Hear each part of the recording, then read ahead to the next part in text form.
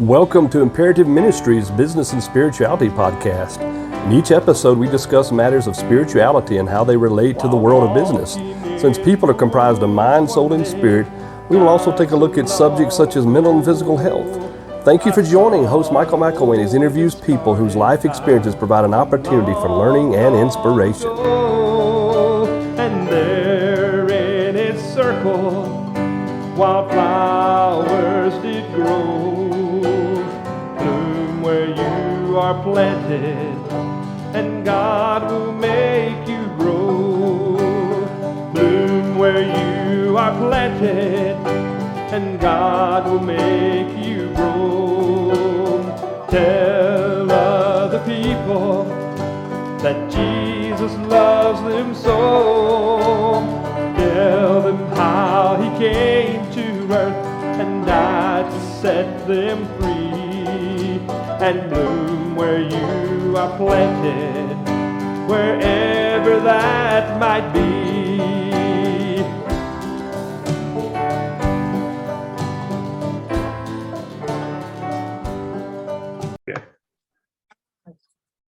Well, hello, everybody. We are glad to have you here with us at Imperative Ministries Business and Spirituality Podcast. And not that he's not a spiritual guy, but we're going to have a little more business. We've been leaning heavily toward the spiritual the last few podcasts we have. Today, we'll have a little more of a balance there. But we have Lee Youngblood, who has, he and I were just visiting before we began recording. And Lee's done a million different things, and he's been a help to me in the past. We've both attended Clark College together in Newton, Mississippi, and then he later went to Mississippi College and attended school together, I think in the communications department with my brother Bill. Yeah. And then from there, I know he's worked for Senator Lott for 10 years. And when I lived in Mississippi, I needed some help and advice, and he was able to give it to me. And since then, he's just done a lot of different things with the Mississippi Development Authority, and like I say, works with Unclaimed Property and with the in the department area, and is helping people with that. So Lee, it's good to have you here with my listeners and my viewers, and thank you for coming and being with us today. Well, I'm glad to reunite, Mike, and be with you today. Yes. I've got the easiest job in government right now. I mean, if here at the State Treasury of Mississippi, and it's like this in every state treasury around the country, there's a dedicated department that basically is almost kind of an investigatory department. Yes. When people don't realize that when you abandon a bank account, or you never collect your security deposit on an apartment, or your insurance benefit can't go to the right place, maybe somebody's a death or whatever, when a financial institution can't find you after 5 years or so, they're required by law to send that money to the state. And it's not the state's job to spend that money. It's our job actually in this department to track down who the money belongs to and to reunite them with that money. And so I may be the only guy in government that actually calls you up and says, hey, we're going to give you some money. And we're in this case, and every day I would say we probably plow back about $300,000 a week into Mississippi's taxpayers, back into their hands. Businesses included in that. Just sent a business the other day $25,000 that they didn't know they had sitting here. And so that's what we do. And I mean, when you can do that, it's a really fulfilling job. What about former residents like myself who used to live in Mississippi? Is there something we can still call and check on that, or is this mostly limited to? Oh, sure. It's on the web.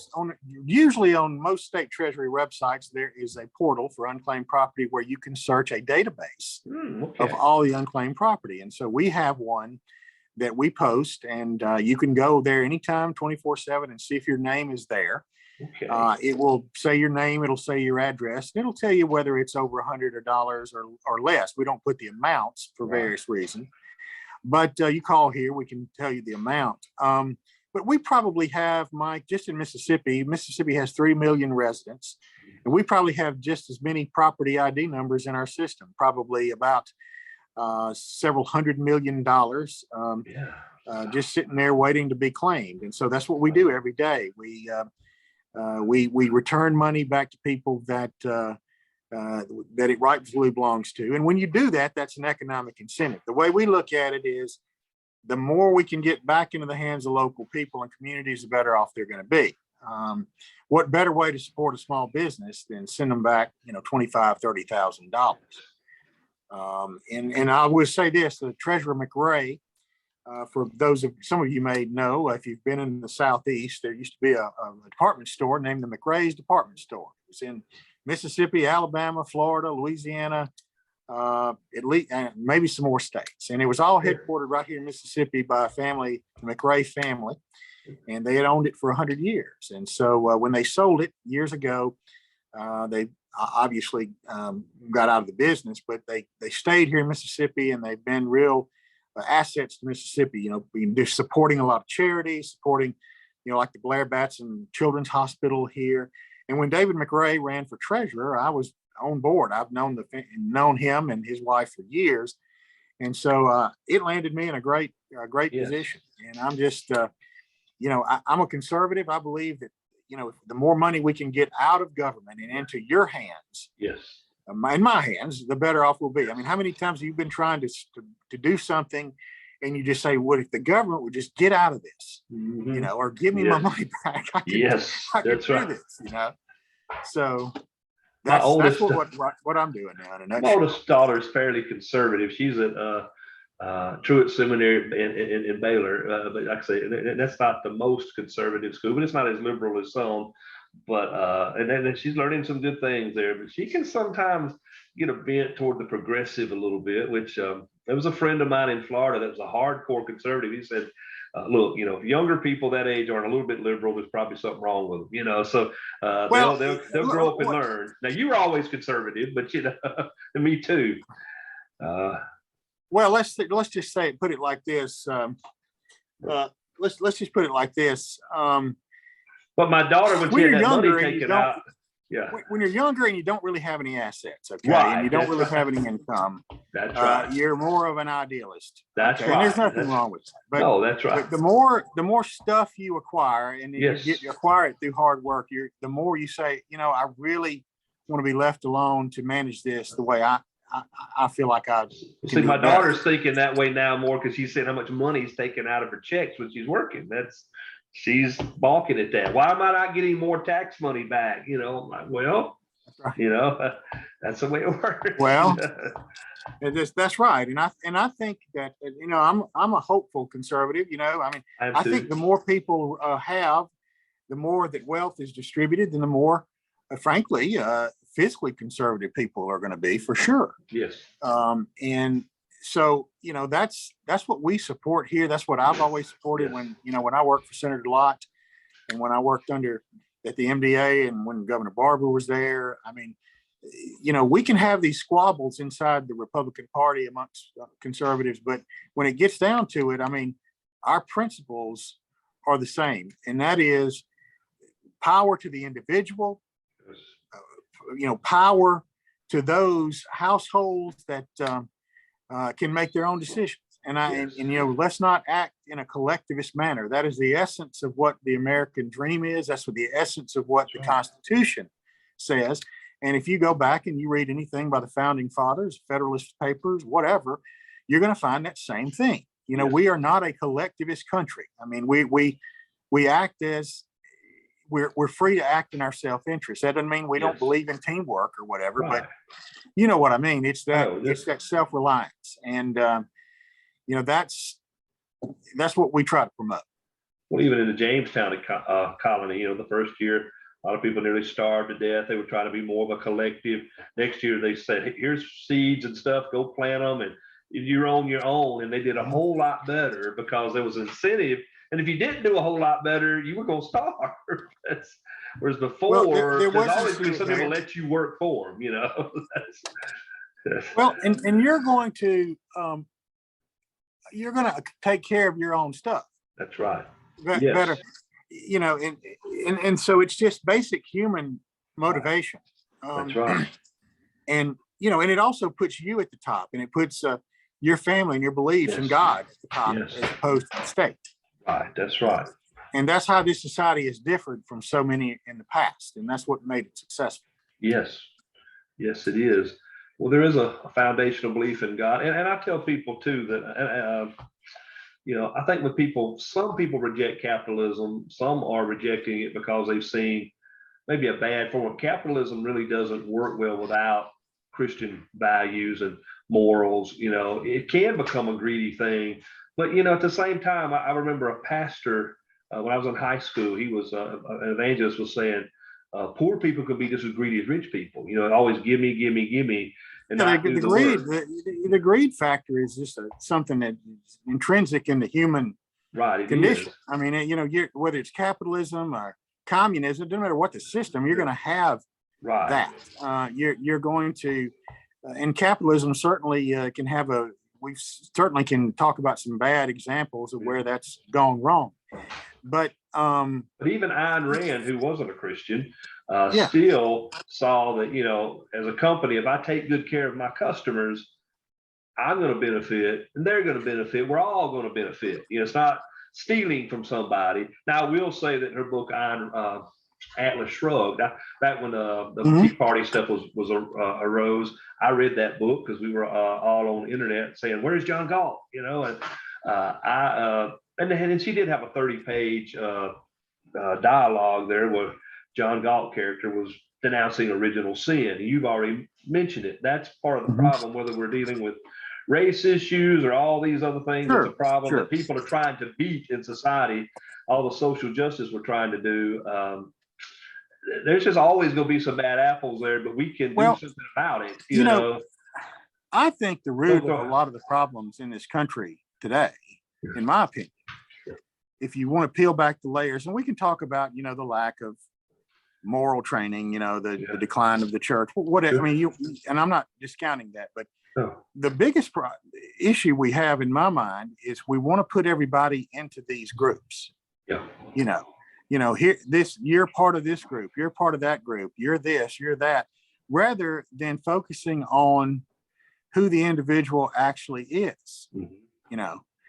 And I would say that a lot of this socialist, neo-Marxist thinking, again, is so geared toward putting people into these groups, and not looking at the individual, the rugged individual, or whatever you want to call that. And that is to me, that's the root of a lot of the problems we have. Yes. And I've noticed that when we get people together, we have way more in common than we do apart. There was and when we're not talking as well, when we're not communicating, when we're not, that fosters all sorts of problems. We're not, and I don't want to go back to the old Pink Floyd song, or where they, you remember that album cover where they had the two guys talking? But you gotta, the more we don't talk to each other and we don't talk about the hard issues, then the more problems are going to, the assumptions, the miscommunications, the envy, the paranoia only gets worse. And when we're talking, sometimes we'll find out we're on this two sides of the same coin. We'll keep talking. We can actually come together. There were two men, Dan White Jr. mentions in his book, Love Over Fear, because I'm with him. I think the opposite of love is not hate, it's fear. We fear things and we begin to hate them. We hate what we don't, know. But he was saying there was these two men that agreed to get together. One was like a real strong pro-gun, very conservative guy. The other was more liberal, and they would almost got into it early on. They would force themselves to go eat lunch together, but they got to talking and found out that many times they really wanted the same things. They had just been going at it a little differently. And I'm not saying it doesn't matter about your philosophy. It does. But if you're starting to see, hey, I really want some of the same things, then you can begin to. Well, it's just like it was Robert Johnson, the head of Black Entertainment Network. Who, by the way, is a native of Hickory, Mississippi. Oh, and I did not know that. And that's where he was born, and he was not raised there. Right. But he is a native of Mississippi and a native of my hometown. And he's an interesting. I've never met him personally. When I worked for Senator Lott, he would talk with Senator Lott every once in a while, but an interesting guy. Well, he said that, President Trump's economic policies have done a lot for Black Americans, and I don't think he's a Trump supporter at all, but, No, but he had the no honesty to say that happened, that just did. That was, there's no question about that. I mean, you can, and I know people that, I've known friends who were never Trumpers, they just didn't like the style. They didn't like the tweets and all this kind of stuff. And I'm not saying that I think that's the best approach either, but at the same time, you have to say to yourself, what's the net result of the policies? And, I think that clearly there were a lot of good outcomes there. Look, I'm suffering right now. I mean, I commute to work. I drive a good bit. I told everybody that before the election, I said, guys, if you vote for Joe Biden, get ready. Your fuel price is going to go straight up. And why is that? Well, because most of the people pushing him, want to get us out of cars. They want to minimize our use of energy. And that's the first thing they're going to attack. And what happened on the first day, Mike, if you recall? I mean, he canceled one of the pipelines, and gas started shooting up. And that's been actually for me, I mean, that's just like having my salary lowered. It is. Well, inflation is also doing that too. Government giving away so much money, there's just going to be a repercussion. And I've already seen it that, talking to one of my deacons, that he runs a business, a recycling business. He said, stuff just costs so much more. I mean, it's hit the kids so much that the kids used to just always hit me to, let's eat out or let's go get this. I'm like, no, we got food at home. My teenagers actually say that now. Well, I and you're old enough and I'm old enough to remember, we were kids in the 70s and we remember the headlines and we remember the inflation. And to me, I go back and I think about the house that my dad built in 1972, and it's the same house that I live in now, and a family home place. And he built that house in 1972 for $20,000. Okay. By 1979, that house was probably worth $60,000 or $70,000. I mean, it just, there was a dramatic change between the early 70s and the late 70s with energy prices, with inflation. It went up dramatically, and we forgot about all that. And I remember when I was a kid and my dad had a store and had gas. I mean, everybody was talking about how the gas was going up so dramatically, and we were going to run out of gas by the year 2000, according to Jimmy Carter. And we were people and the guys that in Mississippi started putting propane tanks in the back of the truck and running their trucks on propane. People don't remember that anymore, and now here we are. A lot of people are essentially voted to go back to that, and I'm going like, you don't really realize where you're going here. You don't want to go here. That's right. You don't. That's right. It's because it's. I know I was looking at a job that it was about an hour away, and I just decided I couldn't take it because I couldn't drive that far. There was a lot of traffic. Of course, Houston traffic's really bad. I was going to have to go south of Houston. So I actually live in a town of 12,000 people, and traffic's bad here because we have 5 major roads that converge, and there's some times a day you don't come through here. So. I mean, we're in interesting times, and we are, but they're nothing, we haven't seen before, actually, for better, for worse. And that's true. The solutions are still the same. I mean, again, give people more of their money back, let local businesses and people make their own decisions, get government out of your wallet and get them out of your house. And, we just had a big movement here. We just voted down a county hospital. There was this big, beautiful county hospital that we just like, no, it was going to be a 50-year deal. We're like, no, we cannot do that to our grandkids and great grandkids. No. And it was overwhelmingly defeated. Of course, the political leaders pouted, got their feelings hurt, but people have gone as far as now to try to dissolve the hospital district. The whole deal. Well, I mean, they're going all the way, It's almost like there's a proclivity out there for some people to want more debt as it's a good thing. I mean, one of the things that I've noticed, and I don't know about you, But, I remember when I was a kid and when I was in my 20s, we had a local bank, it was locally owned and locally operated. Yes. If you went to buy a new car, you'd call your banker and say, hey, I want to get this car. And he said, just go ahead and write the check. We'll come do the paperwork later. Yeah. Go back and, are you going to build a house? No problem. Just put it, you got assets, whatever, you put them up, your collateral, and then you weigh out against how much you're going to borrow. And it was a pretty simple, straightforward process. The less debt you had and the more stuff you had paid for, the higher your credit score was. Yeah. Well, not anymore. No, not anymore. If you go and pay off a vehicle or something like that, or pay off a credit card, your score is going to go down. Yeah. Think about that.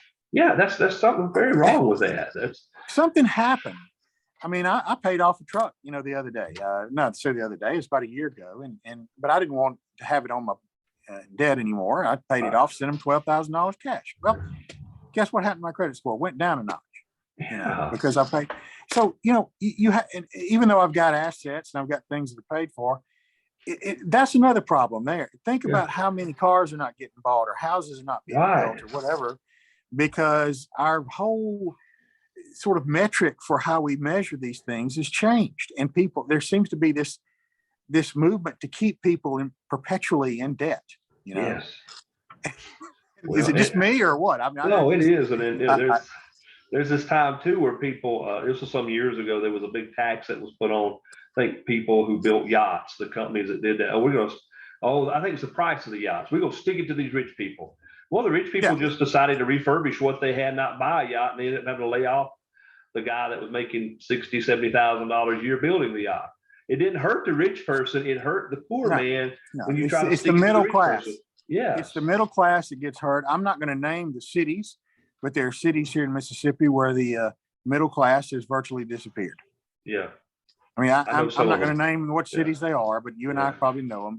But there are cities where those middle class neighborhoods or whatever, for whatever reason, and people of all races are fleeing.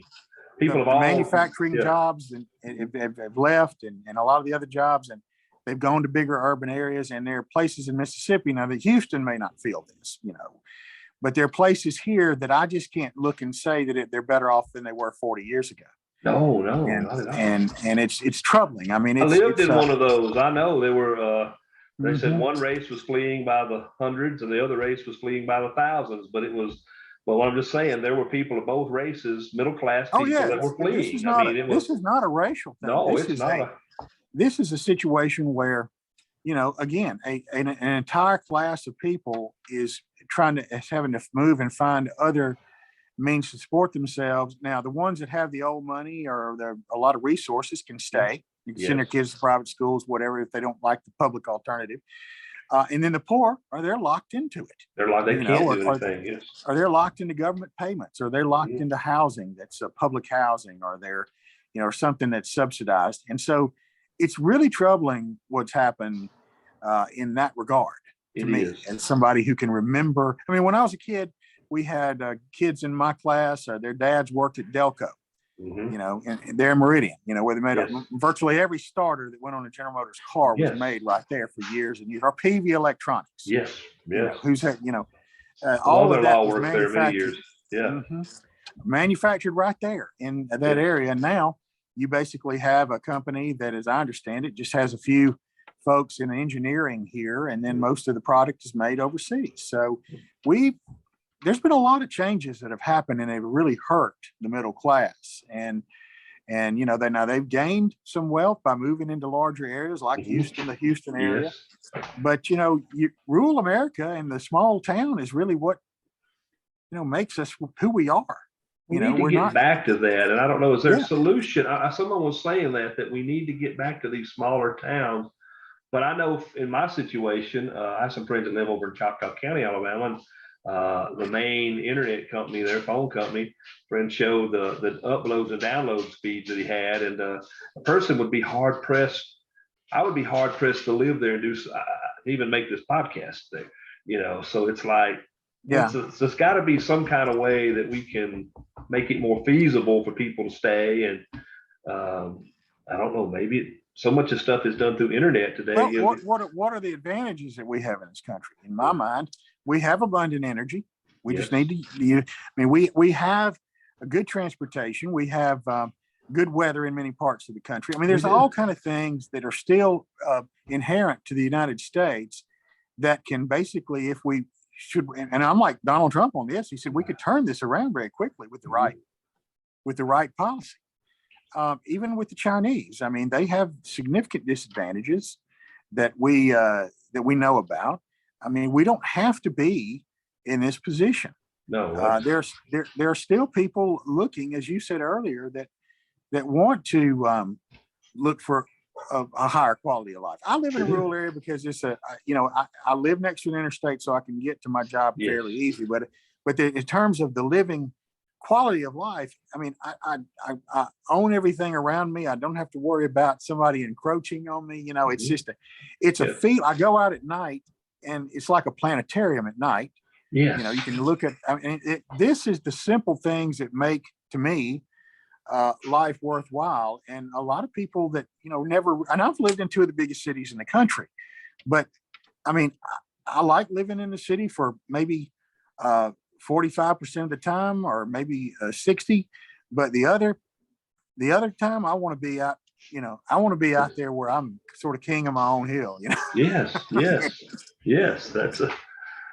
Well, a lot of people moved out of New York State. I think wonder if Mississippi shouldn't have made an appeal to some of those folks. The very argument you just made. The southern states like Texas and like Tennessee and like Alabama are seeing that there are certain type of industries that can be recruited there. Look at the gun manufacturing industry, Mike. Yes. Remington just moved their headquarters. Now they were going through a bankruptcy, but Remington just moved their headquarters to Georgia.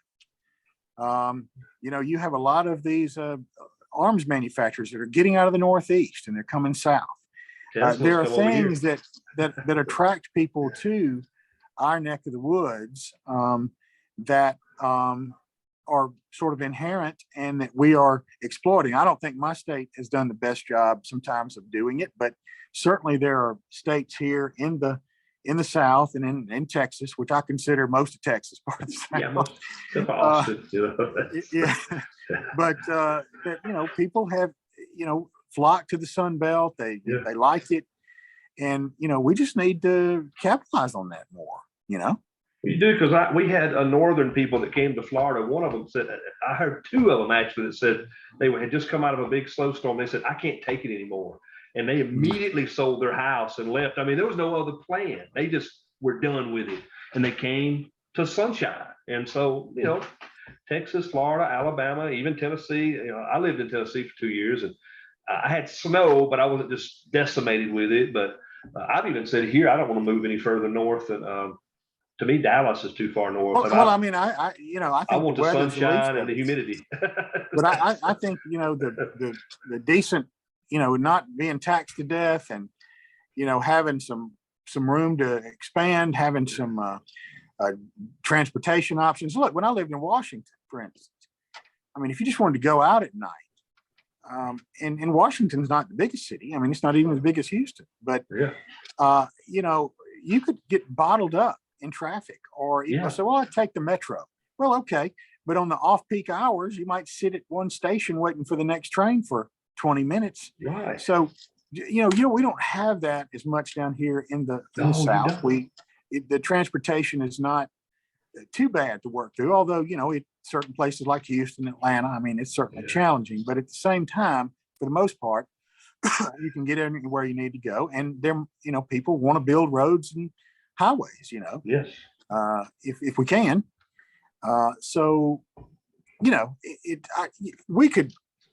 I think our country can turn a lot of this stuff around if we just choose to do. There's that just brings the spiritual part of it around. There was I like to read the Minor Prophets a lot, and a lot of what they were complaining, crying out against, we've seen in our country. There's some real injustice, but some of the injustice we're seeing as a perceived injustice. It's, what I'm saying, sometimes you can holler injustice long enough that when it's not really there, that creates problems too. What troubles me about in that regard is that, we just got through with having the MLK Day, Martin Luther King Memorial Day. And if you go back and you look at what Martin Luther King preached and what he did during his ministry and his time as leader of the civil rights movement. And you've heard this all over media now, but I mean, I'll say it again. What was the central theme of that? To judge people not by their color of their skin, but by the content of their character. Yes. Now, a lot of people now have flipped that on its head. True, they have. You know, they want some sort of a benefit or whatever as some sort of recognition that they're part of a different group. And, you know, I think maybe in some respects that has some merit and some applications, but overall that doesn't, you know, solve anything. I mean, we just trying to take the tables and turn it around and say, okay, we're now going to give, you know, money or payments or whatever to this group because of this. You know, I just think that's going to foment more division. A lot of these ideas they're dividing us more because again, when even we had the riots happening in 2020, my son we were just getting out again, and they were actually practicing basketball outdoors, and it was majority African American. You know, there was some white people and Hispanics, and my particular town is more heavily Hispanic. You know, it's probably almost even whites and Hispanics and a few blacks, but we all got together and we all love one another. When somebody passes away, we're there to support them and visit with them. And we don't agree on every little thing, but deep down, we really care about one another. Well, I mean, most people do, I think. I do.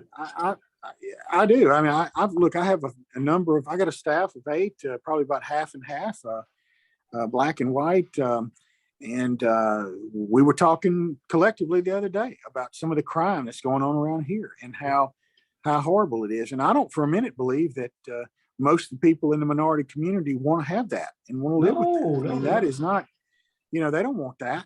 And Pat Buchanan is one of my favorite guys I've always liked to listen to. Pat was pointing out that in the poorer communities, minority folks didn't want the police shut down. There was a police or our only hope at times, you know. No, I mean, who wants the police shut down other than some sort of Bolshevik liberals in some place that don't even have anything to do with the you know place where the issue is at hand. You know? And I've discovered that you just hit the Bolshevik kind of people. Sometimes it's actually even, you know, the very people that claim they're for a certain minority. Sometimes they're not even in that minority group. Sometimes it's no more liberal white people making a big deal about something. And I meet a lot of African American people, and they have no issue with it, or they're certainly not as upset about it as this hardcore progressive person is.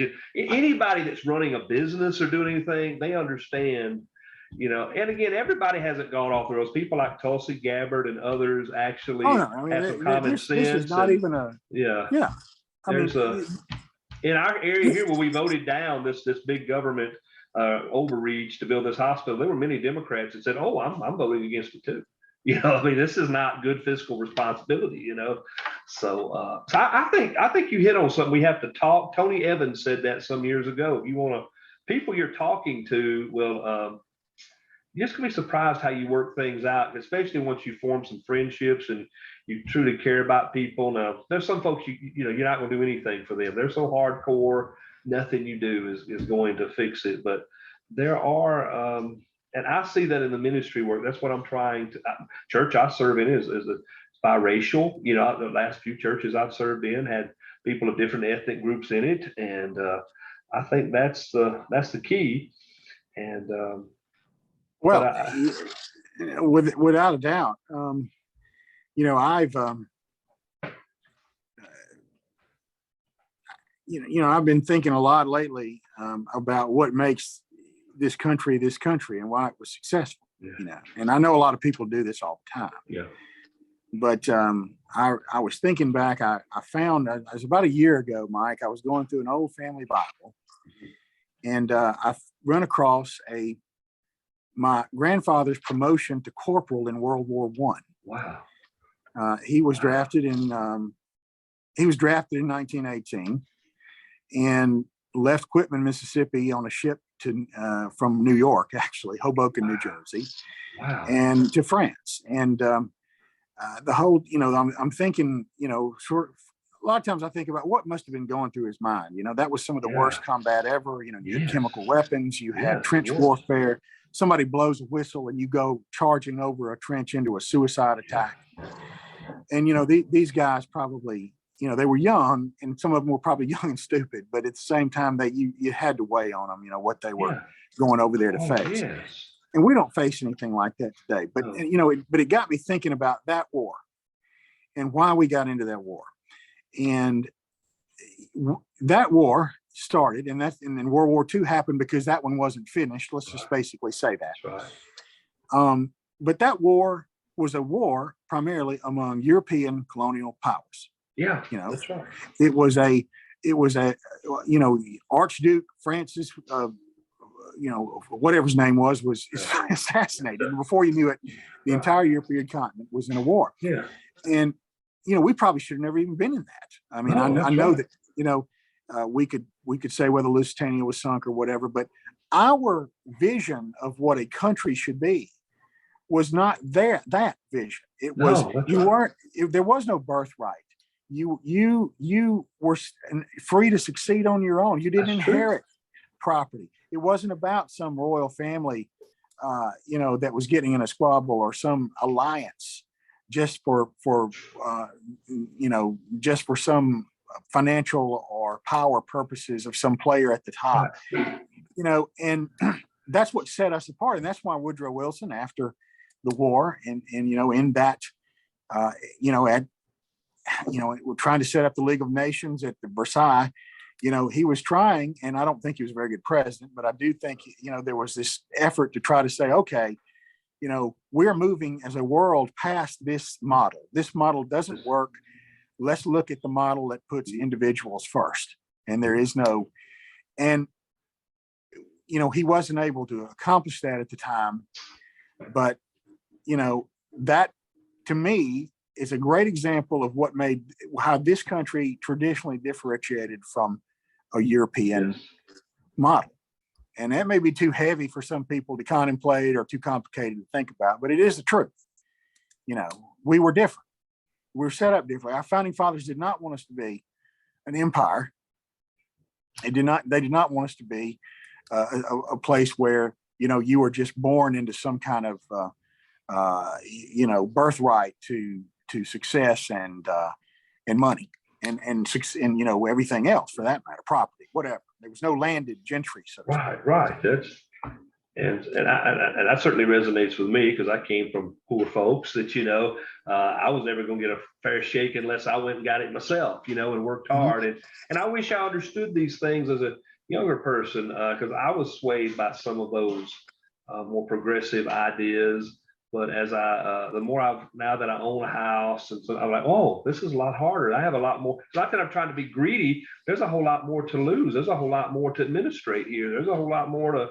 So I quit making things complicated for me, government. And then that's not to say that some parts of that progressivism isn't. I mean, look, we know that government does have a role to regulate. Yes, they do. We're not opposed to. Well, it goes back to original sin. That's where Ayn Rand got it wrong. There's original sin. We have to have some regulations because some people will go off the rails and abuse people. Right. Our founders realized that our founders realized the same thing as what the Bible says, which is that humans are inherently flawed. We are not automatically good. We're half bad at least or more. And that we need to have rules and regulations that give us our freedom, but at the same time provide oversight and separation of duties and trust but verify kind of thing. That's right.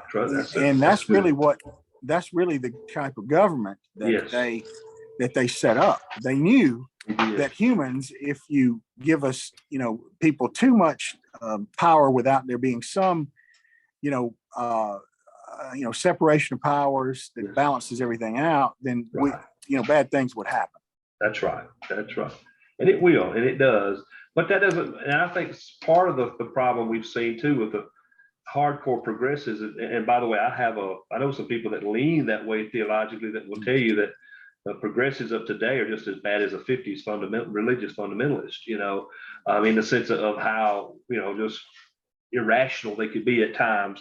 There's so that's what's, but it's but you're right but at the same time, there was a great awakening that happened in the 1730s or 40s that really led to our, again, there was also some religious ideas about hard work and being an honest, ethical person that changed things, America, I'll say this, I know people from African nations and from the Caribbean that come here because of what you said. There is a chance to make something out of their life, and they would have a hard time doing that in their homeland because they were restricted by caste systems or things. And they've come here and worked really hard, and are finally seeing the fruit of it after many years. So, people come here. That's another thing. People come here. They still come here. Sure they do. The Soviet Union, if you go back to those days, how many people were trying to get from the West Berlin to the East? Yes. It was a one-way street, Why is that? Well, because, there was, and even today, Russia, what do they produce other than energy? Have you ever had anything in your house besides those little eggs where the men go in each other? That was made in Russia. Did get to visit there in 2016. So I guess it's been almost 6 years ago now. My daughter wanted to go on a mission trip. A guy from Russia came to our church and I'm not going to let you go by yourself. This group, I'm going with you. And I ran into some really wonderful people. And here's what was interesting. The younger people there are for capitalism. They don't want to go back to communism, but we were in Ariel or Orel, depending on how you pronounce it. And some of the older people there, all they could remember was communism. To them, life was easier, and they wanted to go back to that. But the young people wanted no part of it. They were like, "No, we're." Well, I will say this too, Mike. There's probably a class. There's probably a group of people in this country, and this is not respective of any race or religion or anything, that probably say, "Gee, I wish there was some baseline income, and I would just kind of get it and hang out and just be satisfied with that." Well, watch TV and drink beer, Yeah. Well, the problem with that is, you're hurting everybody else. That's not fair to the people that want to do better, or people that are paying for a lot of that. Well, they would have to pay for you to do that. That's just to sit around and do that. Well, right. Yeah. That's right. And so, I don't think. But on the other hand, I went to a nursing home there that was a very old building. But to their credit, I didn't smell a bunch of urine in the hallway. The people seemed to be well taken care of, and we sang. But here's the thing: they were going to possibly have to shut down that thing because people were so frustrated with the government corruption. Because some of our missionary guys that would drive us around, he said, "Listen, guys, these are some of the most expensive roads in the world to drive on because of all the kickbacks and things it took. It took way too much money to build those roads." So people were paying under the table. So a lot of people weren't paying their taxes. And I'm not saying it's right to not do that, but this is why I've been a little suspicious of some of our government, Democrat and Republican, that want to take away cash payments. And I'm like, I don't think you're really trying to stop money laundering. I think that people are getting fed up. I'm not saying they should do this, but working under the table and things. I think that's where some of that's coming from. And fix the real problem. Don't. At least that's my idea. Now, you may have a rebuttal to that. I don't know. No. Again, there's a balance in all of this stuff. We're not. I don't think anybody, no real conservative that I know of, that's saying, let's get rid of, all, assistance payments or public housing or whatever. I don't. By the way, nobody is saying that. You couldn't do that, but nobody is advocating that. We're just advocating that we stick to at least our principles. We can't have. This isn't the United States of the 1960s or 50s. We don't have just unlimited resources. No, we have a lot of debt. Some people can argue that, it's not that bad because of this, and this. And other people say, well, it's the end of the world. I don't know if it's either one, but, we should want to get that under control. We should. And I'm also concerned, me personally, I think we need to be more, I think a lot of our technical and manufacturing capability that we've given away over the last 25 years has been problematic. Yes. At least in my neck of the woods. I'll say this, Mike, I'll give you an example. I know it. I've seen it in your neck of the woods. My mother used to work at a shirt factory. Well, I'm not even talking about the shirt factories. The shirt factories and the things that are the sort of the textile mills. Yeah. I'm talking about, again, some of the significant manufacturing, whether it be electronics or whatever. And the philosophy behind that, I believe, is this. Because, well, I know this because I lived it as a press secretary at the time, when we were getting into all of these trade agreements. I remember one of the richest guys in Mississippi when I worked at MDA. We were in a car going to the coast doing a Katrina recovery project. And somebody asked him, because he was a business guru. Yeah. I won't call his name, but probably nobody in Texas would know him. But then again, probably they might. But this was about 2008 or so. And somebody said, well, Mr. Blank, what do you think about all these trade agreements with China and, where China's going right now? And he said this. He said, I want China to become as rich as they can, as fast as they can, because rich nations don't make war. And I you thought, told me that one time. I think. Okay. That pretty much sums up the idea back then, this idea that if we engaged China made them rich or, undergird their economy, then they would be like Russia and Poland and East Germany. They would collapse under communism too. But that's not the case. I mean, they just basically took it and tweaked it. And I do disagree. Rich nations do make war. Again, I go back to the World War I example, which was nothing but rich colonial powers. But that, Mike, to me, encapsulated what people of both parties and what leaders of both parties in those days were thinking. And I'm not saying that it wasn't logical at the time. Right. There was some evidence that would happen because you were coming off the end of the communism and the Berlin Wall and everything. Oh man, Cuba and China's gone, and boom, we've got a perfect world. And that didn't happen. And so we need to change our policy to reflect that, in my opinion, because it's one thing to trade with Germany or Japan after World War II, where we're trying to pump them up and we're trying to make them an ally and we're trying to use them to bolster, against communism. But it's another one to trade the way we do with an outright adversary. Yeah, they're an adversary. It troubles me. I don't know if it troubles you. Troubles me. Yesterday I went into a boot store.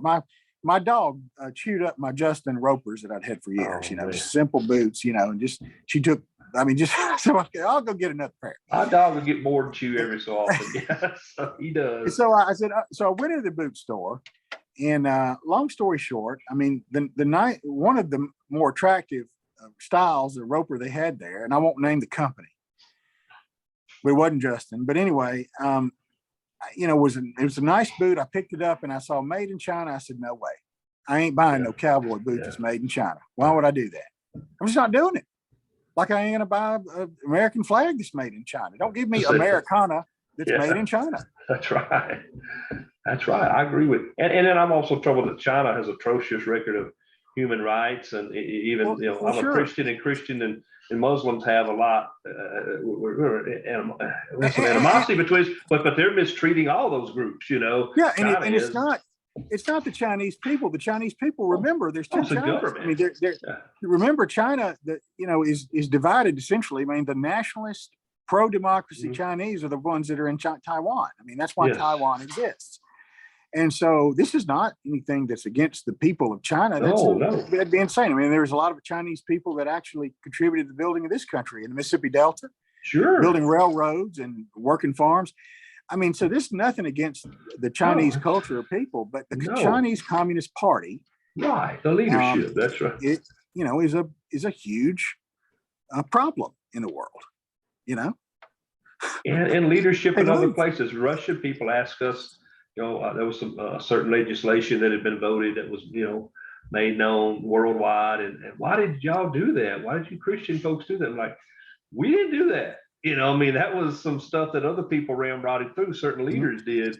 So they didn't understand that. So, but again, the more we can, I have enjoyed visiting in the world. I haven't taken the jab yet, so I don't know that I can fly everywhere right now.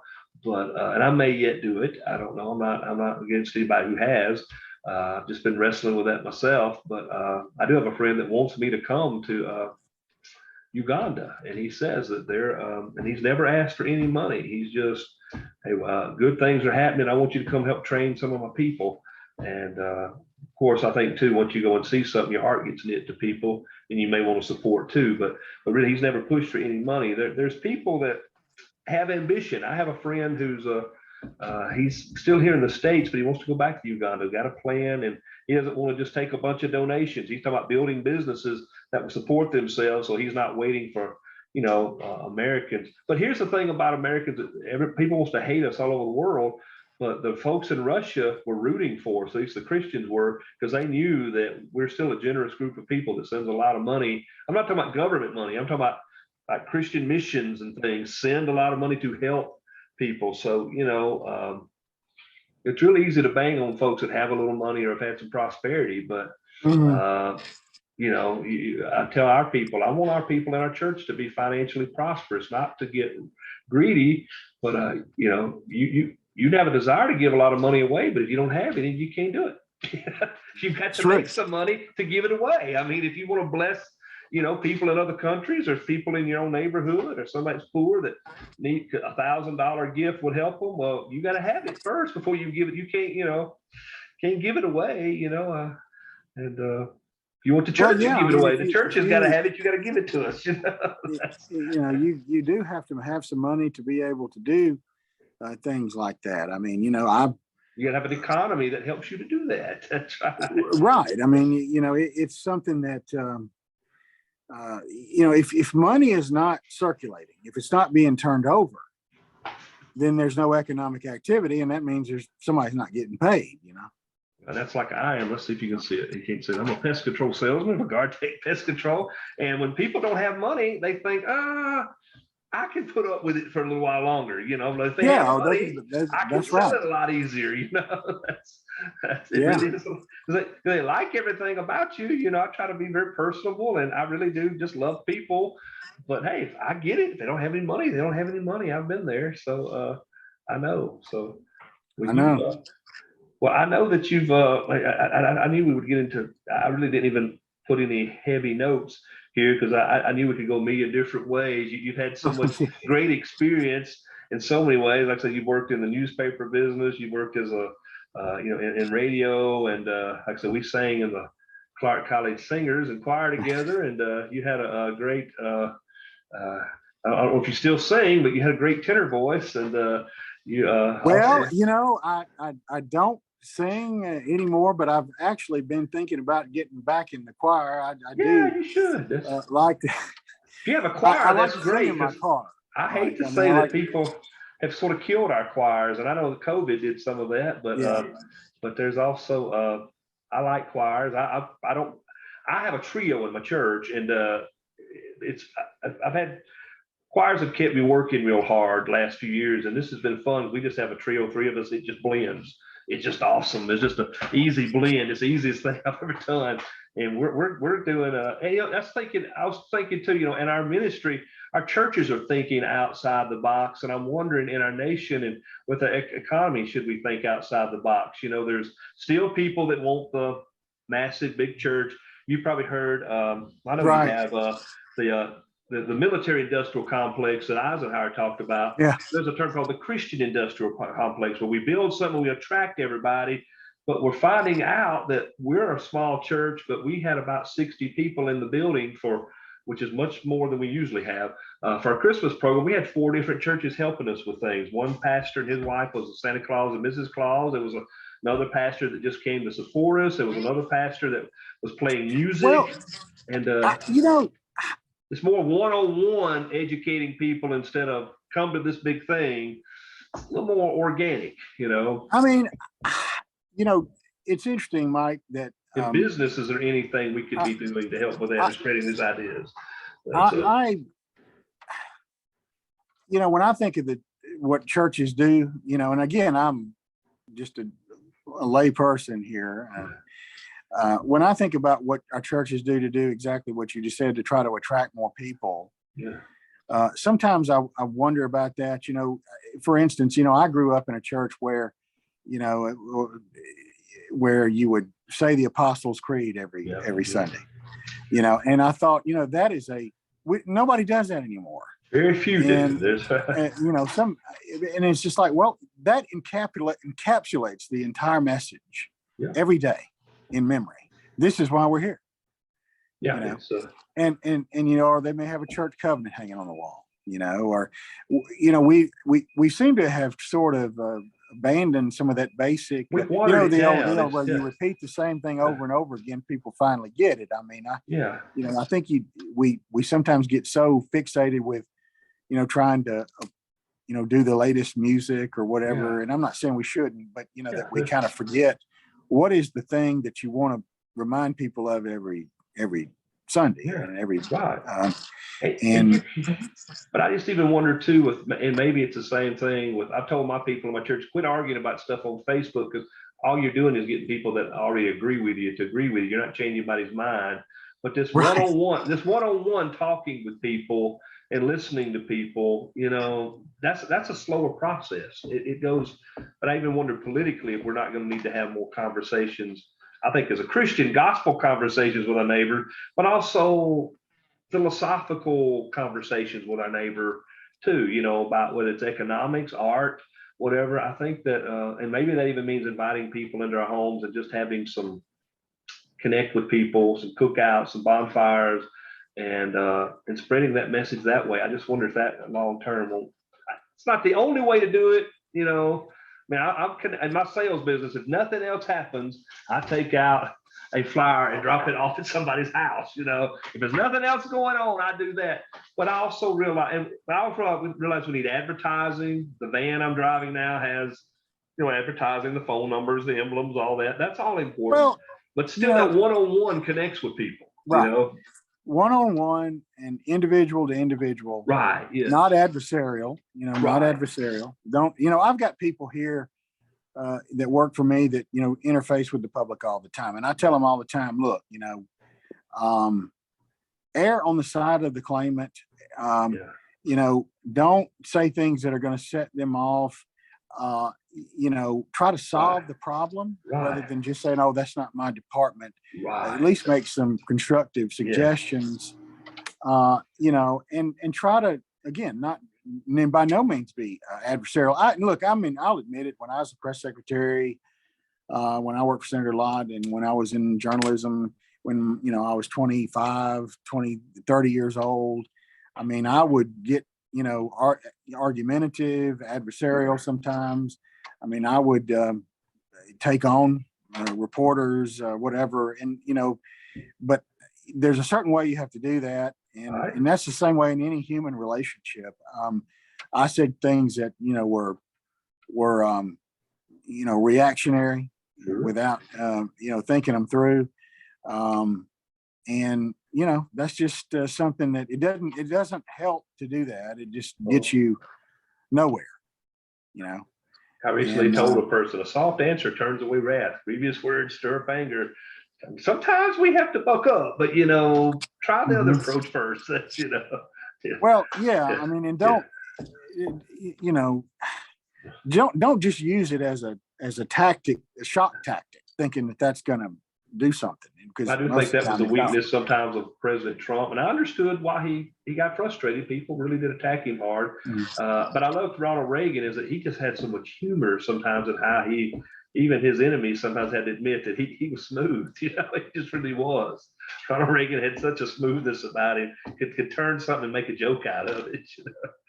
So. Well, look, I mean, I issued an apology to somebody that I hadn't talked to in 20 years not long ago. I said, look, I'm sorry for what I said, because I didn't really mean it, and I did it just basically to try to turn it around and use it as a weapon. And I just thought, well, I don't want you thinking, taking, number one, I hope you didn't take anything I said literally. Yeah. And two, I didn't like my conscience knowing that if you did, that somehow hurt or impacted you. Yes. So I said, I'm sorry for that, and that just really wasn't me. I had to do that too. I had to do that. That's what I tell my people in my church. I said it's okay that we disagree and we get on one another's nerves. As the church grows, I promise that's going to happen. Let's just say I'm sorry when it, or if there's a problem, say, hey, you hurt my feelings, okay, and we'll talk about it. Some of the best friends I have are people that I've gotten into it real hard with. But we Well, cleared the air and you became brought better up, that's friends. a good thing. I thought about that the other day, Mike. A lot of times friendships that are tempered with passion Yeah. and are the strongest ones. Yeah. I mean, you got into it with somebody. I mean, you've just about ripped each other's guts out. And then you have an apology and it's like, that'll never happen again. I mean, you'll never do that again. I mean, you know, it's just, that's the last person you want to. That's right. I mean, the friends, you know, the closeness is actually, again, it's like tempering steel, you know, it's harder. I know coaching kids, I don't mind somebody being a little bit hard-headed that believes in things. You know, being super passive is not always the way. And I've over the years, I've been a person that will sometimes ask forgiveness instead of permission. Okay, I don't usually do that unless I really believe the idea is going to work. You know, but sometimes I've had to say, "Well, I'm sorry, I did go against what you asked me to do," but you know, because I certainly wasn't trying to be rebellious. But I've just known sometimes you have to take a risk in life, and you know, I take my kids that. But still, even then, there's a time. Okay, you're right. I didn't do right. I pushed ahead, was bullheaded, and I try not to be as bullheaded as I used to be. So, well, you know, I guess that's part of just being younger. I don't know. It is. I used to think, I used to cringe. When people get old, they just get mellow. But no, I realize now that if you watch any of the Gaither videos, some of those folks were really enemies, you know, 30 years before. It got pretty nasty. Some of them had undercut people, and some of them were real bad about undercutting the Oak Ridge Boys in the 1970s with some of their comments. But all these folks, you know, they had genuine love because they realized, you know, that wasn't worth getting upset about. That was not such a big deal. Look, true love, I guess, is, you know, is unconditional, whether it's a friendship or, you know, a romance, whatever it is. You know, if it comes under that heading, it's unconditional. If anything else is not really love, right? Right. Well, and you know, and love is, we're gonna have. What was the movie?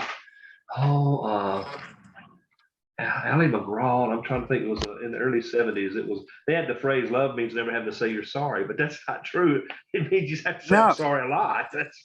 I'm sorry. I didn't mean to do that. Yeah, because people tend to, you know, look. I mean, I struggle all the time, and I don't know about you, but I struggle all the time. My father was not a bad person at all, but I mean, I have to work not to be him. You know, I mean, when he would, you know, get mad about something, just react or whatever. I mean, it's almost like there's something in my DNA that wants to basically mimic some of the same things that he would say and do when he got mad. Well, that's us McIlwains we can be a high-strung group of people, and you know, so I have to admit that, you know, I've learned to relax. There's certain medications, and plus there's reading the scripture and meditating and learning how to chill out a little bit, you know, and it's well, you know, to me, it's just kind of a journey. I mean, I don't know how you feel, but I was asked not long ago if I would substitute Sunday school teach every once in a while, you know, when the teacher wasn't there. And so I've done that. Yeah. And it was about every other Sunday. And I said, look, I'll be glad to lead us through the lesson and the scripture and facilitate conversations, but I'm not going to lecture. No, right. You know? I'm going to sit here and, you know, we're all just going to have a discussion and talk about these things as fellow travelers, you know, equal fellow travelers. Maybe you guide it some, you know, you would have some people that will get off track. That's right. Well, but you know what I mean. I know, I got you. That's and it's amazing too how different methods work, because we've actually, the little church I've served in, they will read through the Sunday school lesson. It's usually a no, but you know, I taught it last week and I didn't read through it, but that's been okay, because actually, you know, we didn't have some good discussion from that. So well, I mean, whatever, that's not the best way to do it, but there's more than one way to do it. So well, I mean, there's been so, and again, it's not been my goal to take up all your time. I know you spent a lot of time here today, and I thank you for it, because there's been so many interesting things there. And so like I said, I don't know if you do this anymore, because he's sort of old news now, but but used to do a great Elvis impersonation with you. Thank you very much. You had the lipstick.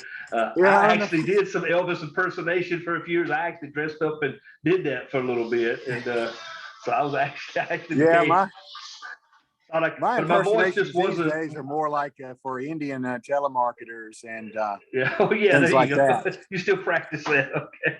Yeah, that's I try to watch those telemarketers. That's why I have two phones. This iPhone is my work phone, and I take every call and text on it. This one, you call me on this one, leave a message. I might answer it. I might not. Right.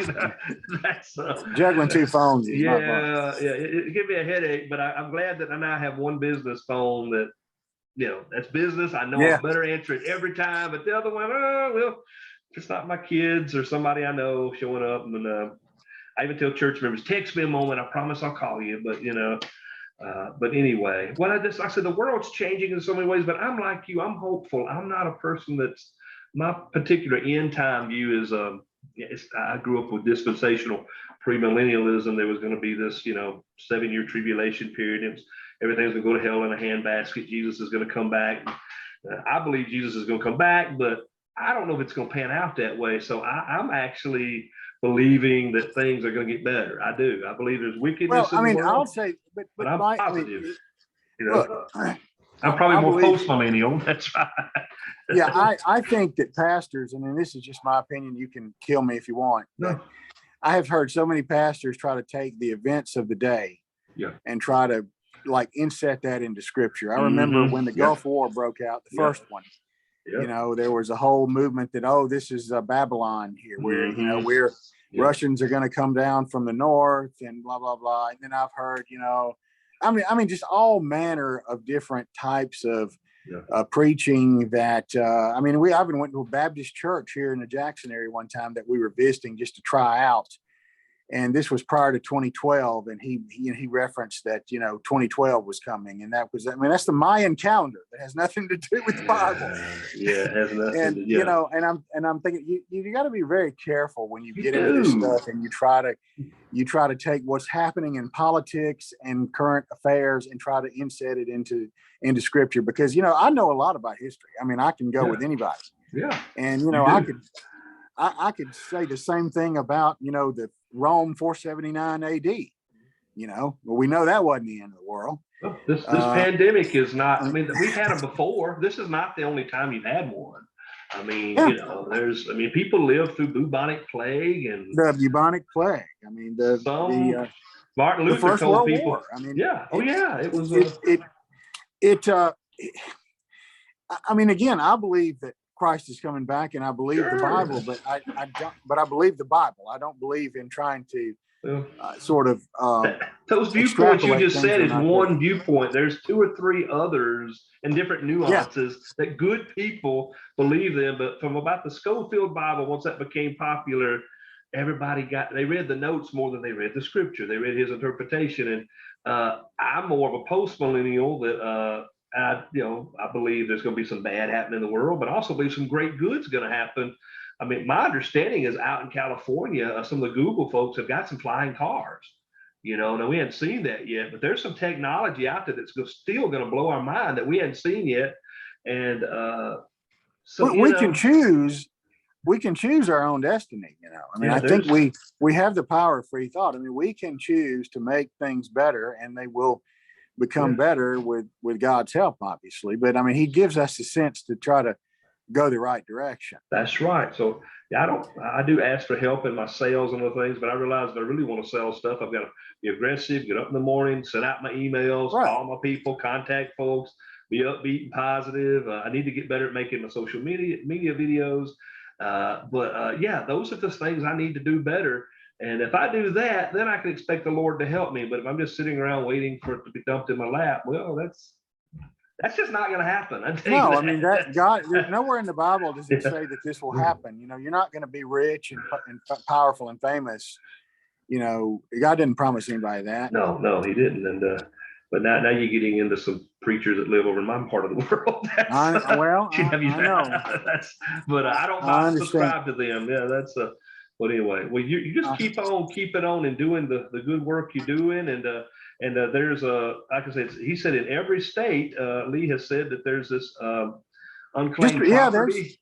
Check that out. You might have something coming to you. That's Texas is one of them. I mean, and you know, it will just. I'm sure their I hadn't looked, but I think their treasurer's website has that, or it may be another department. But I mean, it's in every state. You need to check. Have you heard if any other nations do anything like this? I mean, I know you've. Oh, I don't know. I mean, that's just the law here in this land. But you know, it's there is a national unclaimed money database, missingmoney.com. So you can go to that and search your name as well. You know, it's not our average claim that we pay is about $2,000. If that tells you anything. Yeah. So $2,000 can be helpful. That's you know. So I mean, it's a good thing to keep in mind if you and we should check it periodically. Yeah.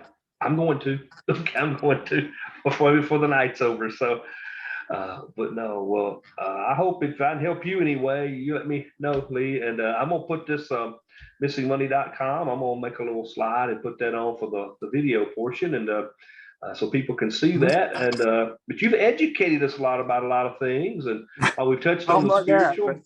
No, you have. And like I said, I wanted things to be a little more business oriented. It's supposed to be business and spirituality, and it's been hard spirituality last few. And I'm glad. I mean, we've learned a lot of great stuff. So, but I hear thunder in my background. We're about to get a big cold front coming. It was 75 degrees. Well, it's coming over here. So we had snow. Sunday, and you know, Mississippi.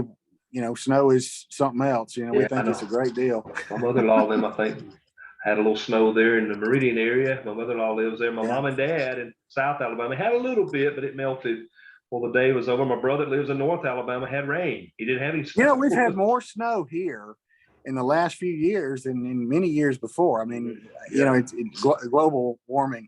But I just think that's kind of interesting that we've had that. And of course, you know, it's 80 degrees 2 days later. But when I was in the 70s, we were told we was a new ice age coming. The new ice age was coming. That was coming. That's right. You know, and about this time last year, we had almost record temperatures down to about 7 or 10 degrees. I think. We had 9 degrees here, and I'm like, I got a couple of pipes I've got to wrap up in that ceiling, and it gets to be just little small spots about right there that need something wrapped. But I just my knees are bad. I'd rather not do it. I'm probably gonna make my boy get up there and do it. So he's 16 years old. He can do it better. Yeah, that's a good job for him. You're absolutely right. Well, we're all tall people in my family. My wife's the shortest person at 5'4". My college daughter, I think maybe about 5'7". The 12-year-old girl is 5'9", plays basketball, and my son is 6'1". He plays basketball, and he's been 6 feet for a while, and I'm 6 feet. So yeah, we need some short people in the family to crawl. Well, I'm shrinking, I think. Well, I probably am too. I hadn't measured in a while. I'm sure I don't stand up. Well, I've got a daughter, Mike, that's 12 years old and taller than me. Now, her grandmother came from Sweden. Well, so you can imagine that they're all tall. They got the tall gene, not from my side of the family. But how many do you have now? Is it I've got 2. Okay. I thought you had one younger than her, right? That's I've got one that's 8 and one that's 12. Okay. And my time has gone by so fast. I remember when the 12-year-old was born. That's I mean, you know, she's something else. But I mean, they definitely don't take after me in terms of the height. Oh no, that's you're not a real short guy though. That's right. No, I'm not real short, but you know, you're not short at all. That's my father-in-law. I mean, my father-in-law was 6'5". Oh well, yeah, that's. I mean, compared to him, I'm short. You know, that's. So I mean, it just they're all tall. Well, you know, get the girls to. I don't know, are they athletic or anything, or do they? Well, my 12-year-old loves soccer. Okay. She picked the one sport, I guess, outside of basketball that I don't really care anything about or could help her with. But it is fun. I mean, I do try to go to all the games. Yeah, soccer's great. It's a lot of fun. It is. And I've coached it, and I didn't good at it, but I love to blow the whistle and encourage the kids and fuss at them a little bit. You know, they need all. My wife says, "Why don't you volunteer to coach?" I said, "Are you kidding me? I don't even know how to play this game well. I mean, I might as well, you know, coach cricket or something. I mean, I was doing upward No soccer. I problem. have to admit that's not the same as hardcore soccer, but yeah, Yeah.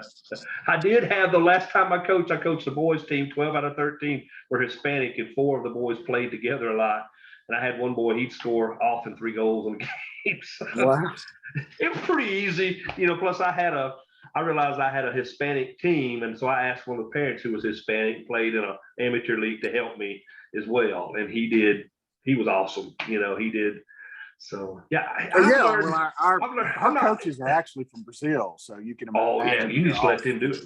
But the big thing I've learned in life too is that sometimes you just need to be willing to take a stand. I've never been the most skilled leader, but nobody else wants to lead, so I take responsibility. Nobody and else I find wants to do all it. other people that would tell me what to do. Like, if you want me to take credit, that's okay, but you could be doing this, but if you want me to do it, I'll do it. And so I have, and but it's but no, it's been, like I said, I've kept you long enough, but thank you for your time. Well, I've enjoyed it. And so everybody, again, I will have this slide on. You can, as the music is going off here, you can see the slide, missingmoney.com. Check that out. Check it out in your state. And I said, see what happens there. So Lee, thank you for being here. No, thank you. And to next time, take care, everybody. God bless.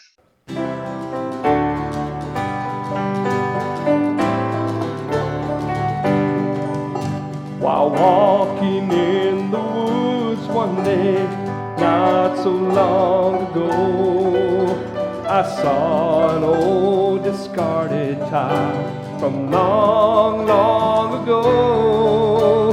And there in its circle, wildflowers did grow.